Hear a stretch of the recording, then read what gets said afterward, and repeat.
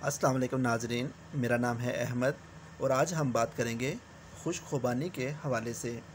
खुश्क खुबानी अल्लाह ताला की नेमतों में से एक नेमत है। खुश्क खुबानी अपने अंदर calcium, potassium, phosphorus, vitamin A, vitamin C, iron और फाइबर का भरपूर ख़जाना रखती है। खुश्क खुबानी खून की कमी को पूरा करती है, ख़ुसूसन ख़वातीन के मखसूस अय्याम में नहायत फ़ायदेमंद साबित होती है। जो अफराद थकावट का शिकार रहते हैं, इनके लिए नहायत मुफीद है। जिन अफराद की जिल्द और चेहरा ज़र्द हो जाता है, इनके लिए भी खुश्क खुबानी फ़ायदेमंद है। खुश्क खुबानी नज़र कमज़ोर होने और मोतिया के मर्ज़ से बचाती है। उम्र बढ़ने के साथ साथ जिस्म में होने वाली कमज़ोरी को ख़त्म करती है और बुढ़ापे की रफ्तार को सुस्त करती है।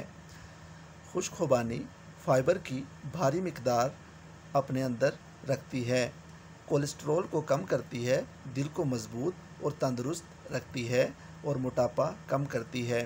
कैल्शियम की भारी मिक़दार हड्डियों को मज़बूत करती है, खून साफ़ करती है, कील महासों को ख़त्म करती है। एंटीऑक्सीडेंट की खसूसियात की वजह से खुश्क खुबानी कैंसर से महफूज रखती है।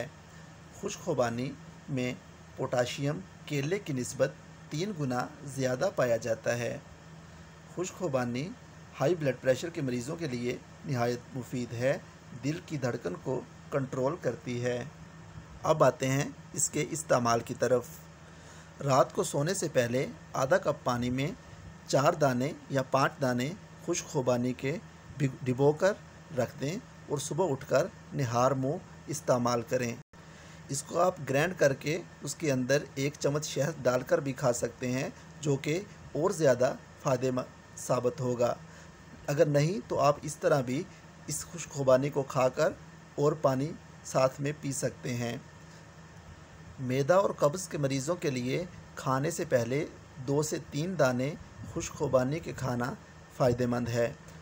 अपनी दुआओं में याद रखिएगा। अस्सलामु अलैकुम रहमतुल्लाहि व बरकातुहू।